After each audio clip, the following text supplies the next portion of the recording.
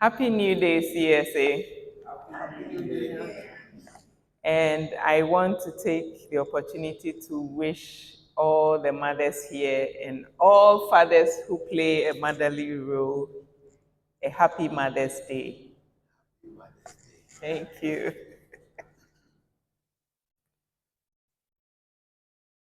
So, I want to talk a little bit about Mother's Day. So, if I were to ask all of us here what qualities come to our mind when we think about a mother, I would hear various responses. But let me list just a few over here. I have listed about 5 top ones. A nurturer, and then the other word is compassionate, a multiplier or life giver, our first home, and then a counselor. In the book of Genesis, God said, "Let us make man after our image and likeness." So he created man in his image. In his image created he him. Male and female created he them.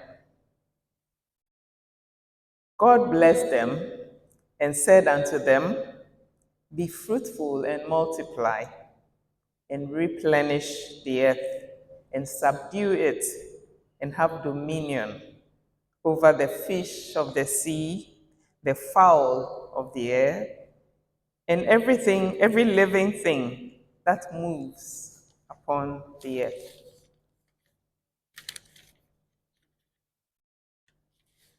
I want us to think a little bit about the nurturing, compassionate, and life giving aspects of God and of mankind by extension. God did not only give these qualities to women, we are all created in His image and likeness, and nurturing, compassion, life giving are attributes of God. These are qualities of each soul, male or female. Now let's take stock and refocus to balance our male and female aspects.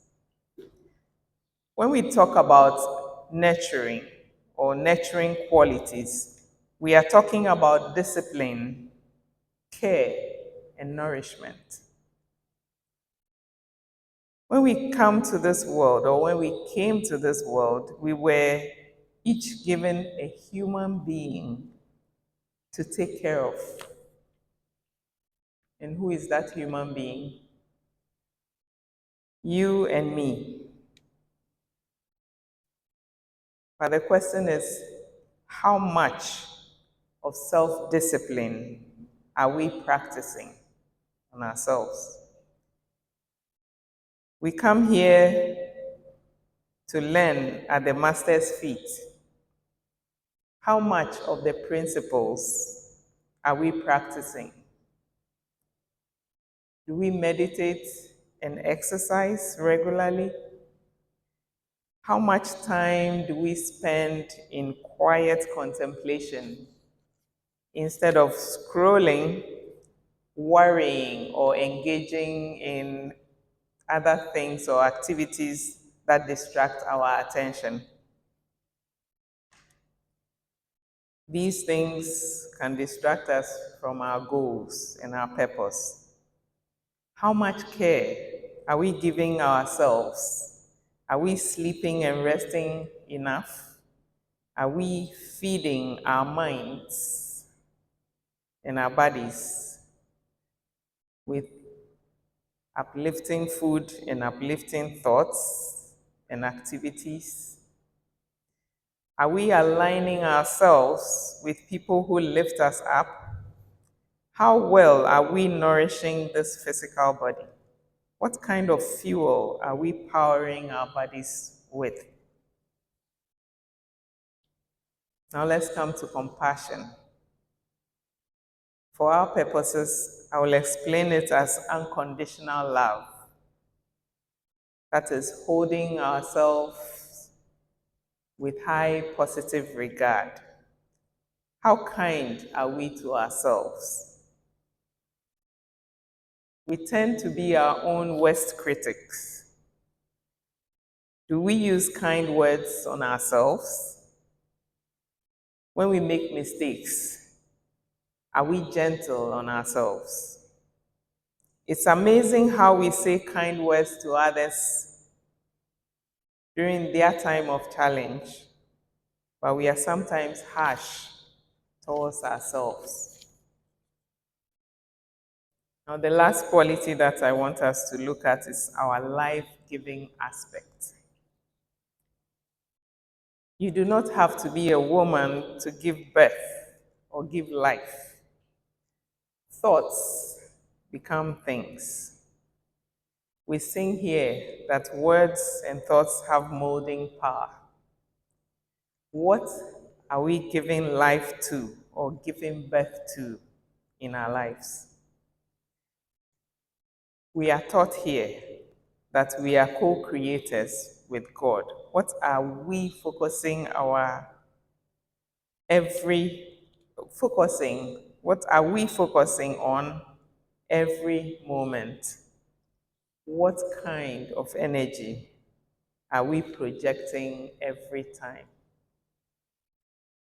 I hope these questions give us the time to pause, release the things that do not serve us, and take steps to nurture ourselves, be compassionate to ourselves, and give life to or multiply things that build us. As we do these for ourselves, we will have the capacity to help others do it for themselves.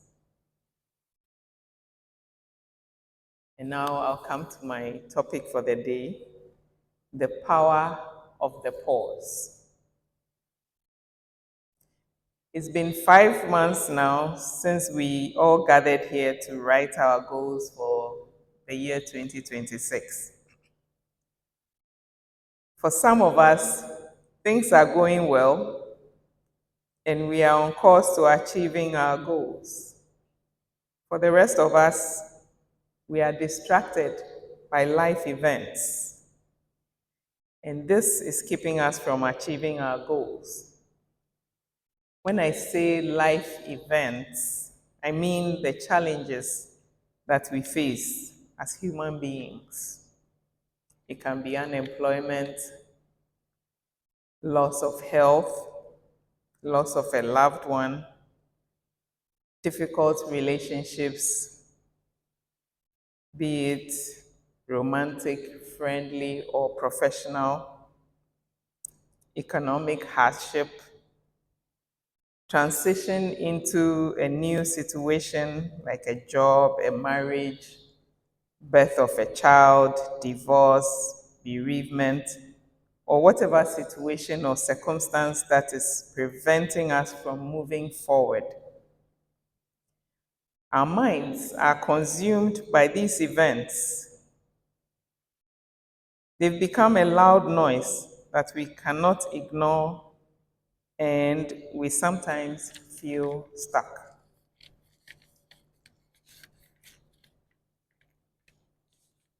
Now, in the Gospel of John, chapter 21, verse 3 to 7, after Jesus' death, the disciples were sad, dejected.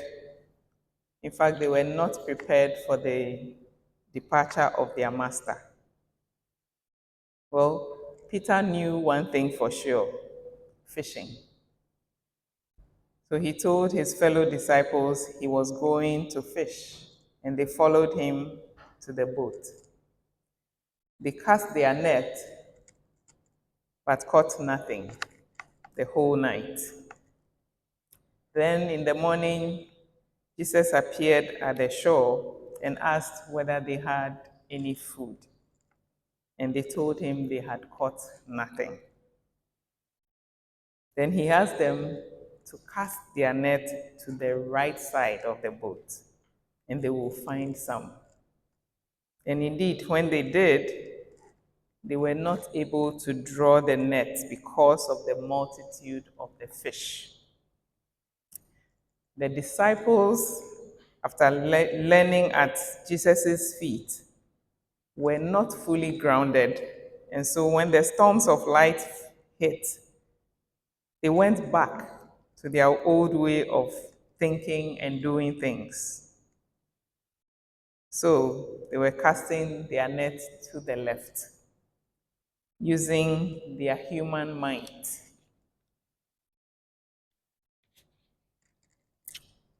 And that is kind of saying you're identifying with your senses. Their master was gone, and they could not see their way forward. And if you think about it, they were traumatized that they couldn't even practice the teachings they had received from the master. But the fish was there the whole time. They just didn't cast the net in the right direction. And we can relate this to our own lives when we are faced with life events. I like to put the teachings and principles shared here to the test. And lately, I've been observing life from inside out. And my premise is, if I create my own reality through my thoughts and feelings, then I will choose thoughts and feelings that build me up. Then I observed something that has been shared here many times, but has been hidden in plain sight due to all the noise around us from life events and our modern world.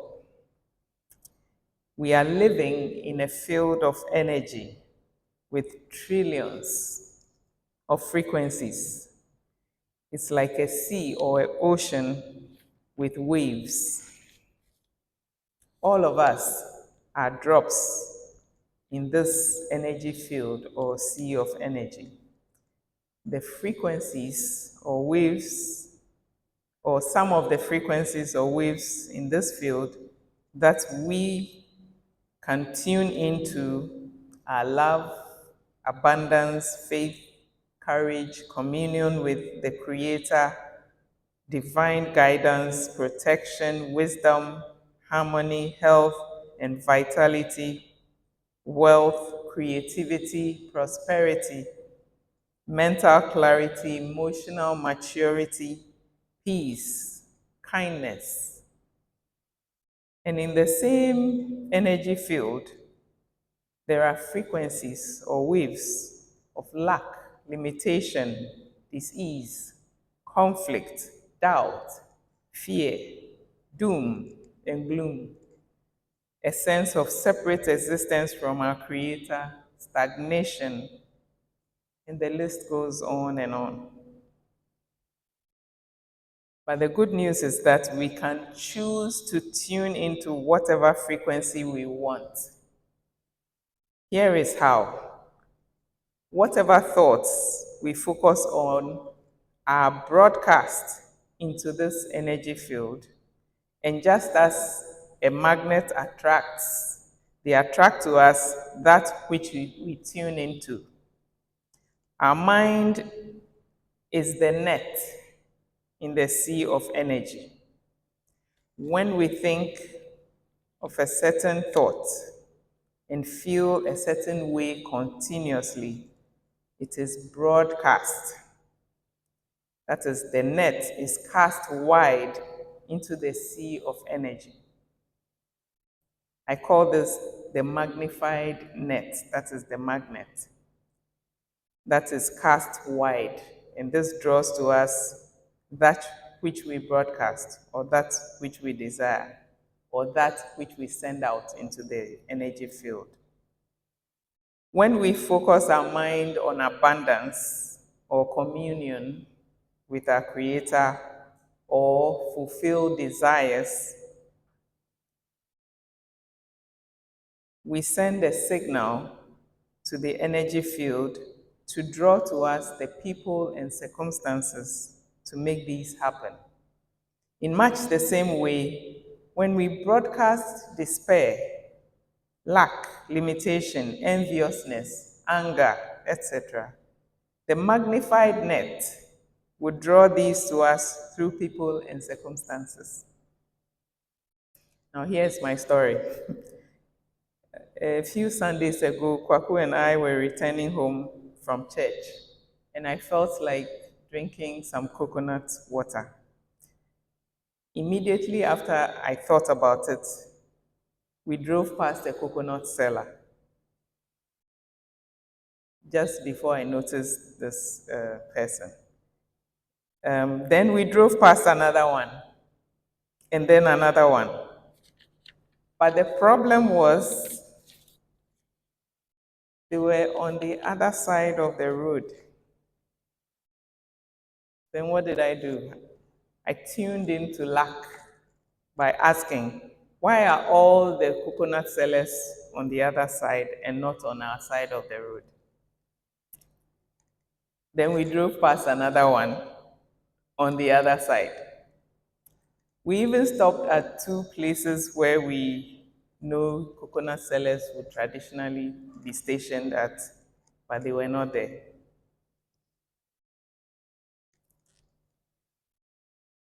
Then I caught myself and mentally asked myself what I really wanted. Why was I focusing on what I did not want? At that moment, I was living from the outside in. I was so focused on what my physical eyes were seeing, rather than seeing what could be or what the possibilities were. When I came to this realization that I was focusing on lack and broadcasting it, I refocused on what I wanted. I wanted coconut water. I made that mental shift by telling myself we would find one before we got home.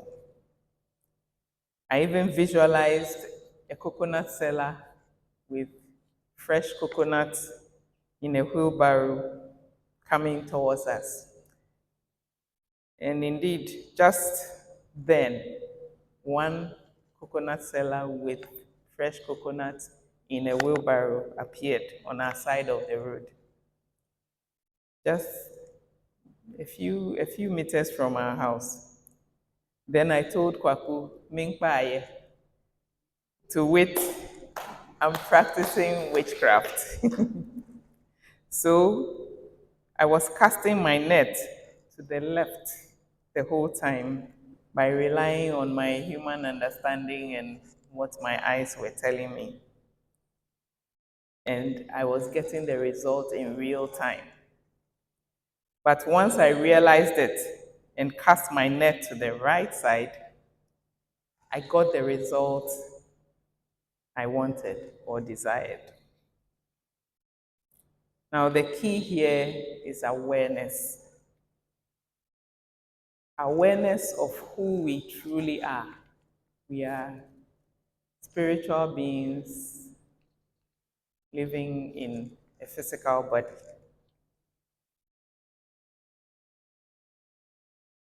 And we are living in a frequency of abundance.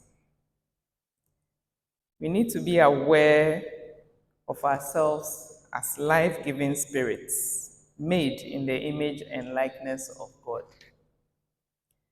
We don't have to be perfect at this. We only need to catch ourselves and redirect or shift our focus. And I have coined an acronym or abbreviation that can help us with this. It is the pause. PAUSE. So the P stands for pause, A stands for awareness, U stands for untangle, S stands for shift, and E stands for embrace. So pause. Once you observe or catch yourself casting your net to the left or focusing on negativity or the worst case scenario, that is the sense of separate existence from God. Stop the train of thoughts by taking in deep breaths to bring your mind to the present or the now. Then take a moment to become aware of your thoughts and feelings without judgment or involvement. Just observe them as they are, just as we do in meditation, all right? So be aware, that is awareness. And then the next one is untangle. Untangle or disengage from past regrets and future fears. The past is already gone. You cannot control that what happened in the past by living with regret. Neither can we control what would happen in the future by living in fear. And I will go to S, shift. Shift to the frequency of abundance. Live in gratitude. There is a benevolent power that runs the universe, and we can learn to cooperate with it. So we need to shift the focus to the fact that the universe is on our side. Everything is working out for our good. Let's repeat this. Everything is working out for my good. Everything is working out for my good. My needs are being met on time and in good order. Are being met on time and in good order. Everything is working out for my good. My needs are being met on time and in divine order. My needs are being met on time and in divine order. So, we are saying here that not some things, but everything. So we need to say this with conviction and then let it sink in. Now, once you let it sink in, live with gratitude that it is already done. Now, finally, the E. Embrace the new you. Through the daily practice of meditation and intentionally choosing to focus on thoughts that uplift and build you. Our mind tends to focus on the worst case scenario. That's how it's designed to protect us. But we are the master of our world. We have control over our thoughts, feelings, and actions. And we can choose how we respond to people and circumstances. In meditation, we use the breath to still the mind, and we observe the thoughts without being involved with them. So anytime our mind focuses on a thought, we are taught here to gently bring our minds to focus either on our breath or on a mantra or words or a phrase that would center our minds. In much the same way, we also need to do this in our day-to-day life. So let us cast our net to the right side by pausing. Whenever we catch ourselves or observe ourselves casting it to the left, let us live with intention by pausing whenever we feel overwhelmed or triggered to react in an unpleasant way.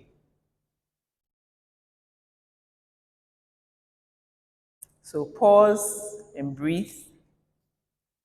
Be aware of who you are. Be aware of where your mind is focusing on. Then untangle whatever it is that is not making you move forward. Shift your focus to abundance, into the benevolence of the universe, and then embrace yourself, your new self, by practicing daily all the principles shared here. Start small and be consistent. Whatever you engage in, do it with your whole being. Be present when you work, walk, eat, communicate, drive, or even when you are by yourself and doing nothing. Serve others as you would serve God. Remember to pause and cast your net to the right. To lift yourself up and also to lift others up, because our energy affects those around us. Now, let's do the original blessing to remind ourselves of all the attributes and characteristics that God has bestowed on us. Shall we sit in the meditative posture and close the eyes and repeat after me? I am a life-giving spirit, I am a life-giving spirit, made in the image and likeness of God, made in the image and likeness of God, forever expanding forever expanding and expressing the goodness that I am. and expressing the goodness that I thrive, I am. I thrive, I flourish, I flourish, and I am positively successful in all ways. and I am positively successful in all ways. I am a blessing unto my world, I am a blessing unto my world, and I continuously manifest my divine qualities and I continuously manifest my divine qualities, to fill needs fill needs, and heal hurts. and heal hurts. I am the master of my world, I am the master of my world, for I have dominion over every circumstance in my life. for I have dominion over every circumstance in my life. I let it be, I let it be, and it is so. and it is so. Amen. So, as a reminder, let us pause and lean in to the nurturing, compassionate, and life-giving aspect of ourself with a capital S, to live a balanced and fulfilled life. Namaste.